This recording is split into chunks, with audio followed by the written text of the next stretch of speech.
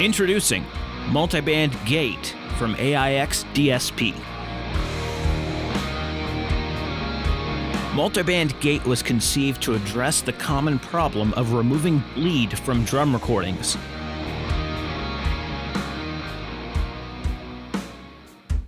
With single-band gates, you have to make a choice.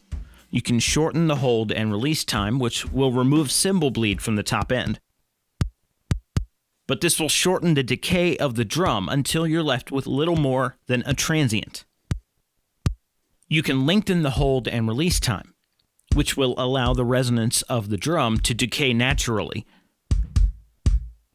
But this will leave room in the top end for bleed from cymbals and other drums. Multiband gate provides a solution to this problem by allowing you to target different gating amounts for different frequency ranges. In this way, you can completely isolate the drum from the bleed without losing the decay.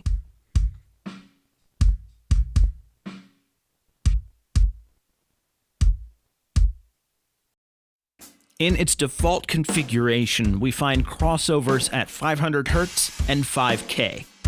We can change the crossover frequencies by dragging them with our mouse, using our mouse wheel on the numerical display, or by entering the values directly.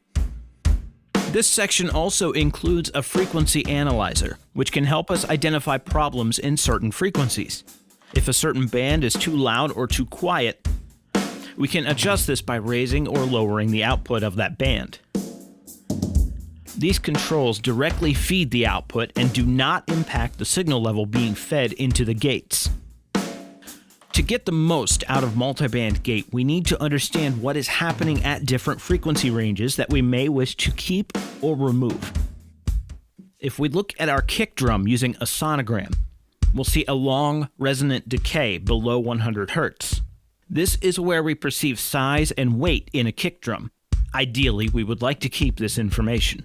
However, as we cross into the lower mid-range, we can see the decay time becoming drastically shorter. Placing a crossover at 100 Hz will allow us to send the lower mid-range to the mid-band gate. The intensity of the transient between 100 Hz and 1K is fairly weak, and the majority of bleed happening here is being addressed by the mid-band. However, above 1K we can hear cymbals. If we look on the sonogram, we can see them sustaining far beyond the kick transient.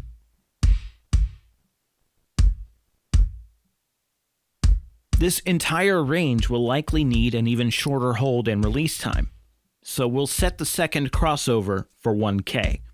Let's focus on the decay of the low band. We'll start by soloing this band. We can also mute or bypass each band as needed. We can even bypass a band while it's being soloed, which is useful for doing a quick A/B comparison. Since drums are transient-heavy instruments, we'll keep the attack time short. Since we want the kick drum to decay naturally, we'll set a hold time of 100 milliseconds. This ensures the gate is held open until the kick drum begins to naturally decay. Since we want the decay to fade in a natural way, we'll use a release time of 270 milliseconds. This will close the gate before the transients from the other drums can sneak in, while still sounding very natural. Multiband gate also features a hysteresis control, which decides the level at which the gate closes. When active, this can be used to prevent artifacts from dynamic sources whose decay may be chopped off too abruptly otherwise. The midband doesn't provide much useful information, aside from the knock of the kick transient. We want to keep the knock, and we want the midband to decay naturally. But we do need to close the gate before the toms and snare can interfere with the midband. So we'll use a shorter hold time of only 10 milliseconds, and follow it with a release time of 192 milliseconds. This allows the release of the kick drum to feel natural, and retain a sense of air moving, but it prevents the snare and toms from interfering.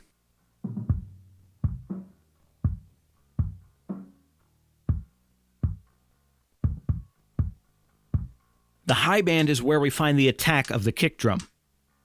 Frequencies in this range have a much shorter wavelength, and the sustain isn't very prominent here. Ideally, we want the transient information to come through, and we want the gate to close quickly. Setting the hold for 3 milliseconds will reduce the chance of any sustain from the cymbals passing through. A fast release of 4.7 milliseconds will ensure that the gate closes quickly enough to eliminate bleed from the cymbals. From here, we can use the gain controls to shape the sound of the kick drum.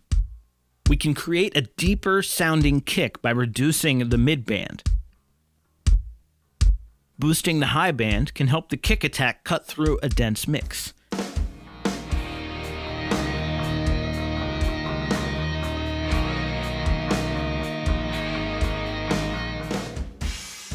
Multiband gate can be keyed from a sidechain input. This opens the door to creative and precision use.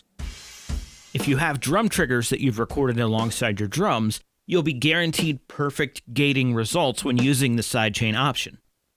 We can use key listen to hear the source being used for triggering, which also brings up a set of high and low pass filters. When not using an isolated source like a drum trigger, these filters can help you zero in on the frequency content that delivers the most accurate gating response. Using a snare drum as an example, we find a corner around 7K where the snare transient is quite obvious. We also find that the transient is fairly isolated from the kick drum and the toms here. So we'll use the high and low pass filters to zero in on this frequency range, which creates an isolated transient for the threshold to respond to.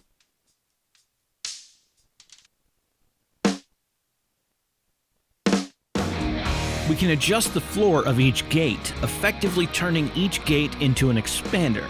As a sound falls below the threshold, this tells multiband gate how far to turn down the signal.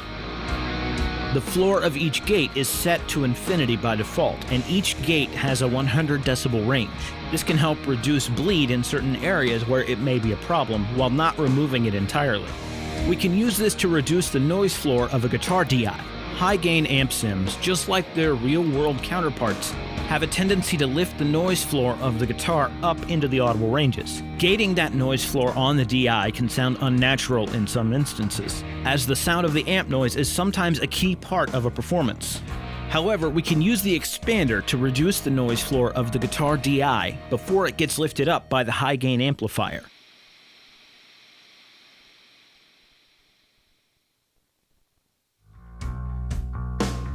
Multiband gate can also be used as a three-way signal splitter.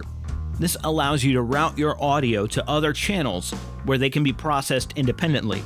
Output channels 1 and 2 are used for the main output of all 3 gates. The low band also outputs to channels 3 and 4. The mid band uses outputs 5 and 6, while the high band uses outputs 7 and 8.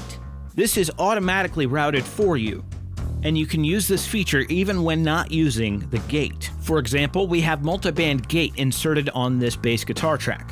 I want to attenuate the frequencies that may be clashing with the kick drum, and I want to use different compressors on the top end than on the low end. The frequencies that are colliding with the kick drum are between 50 Hz and 125 Hz. I'll use those as my crossover points. After creating 3 parallel channels and muting the output of the main channel, I now have a fader for the sub-bass, a fader for the colliding frequencies, and a fader for the mid-range and high frequencies of the bass guitar. Turning down the mid fader will keep the mid-band frequencies from colliding with the kick drum's fundamental.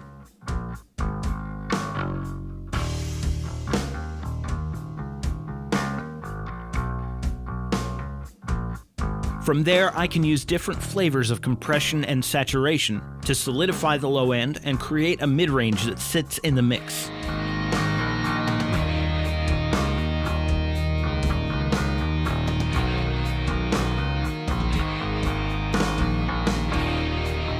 Multiband gate from AIX DSP is a versatile solution to your most common gating workflows. With a zero latency design and low resource consumption, it's effective and efficient enough to use all over your session. Multiband gate, available now from AIX DSP. Download the demo today at AIXDSP.com.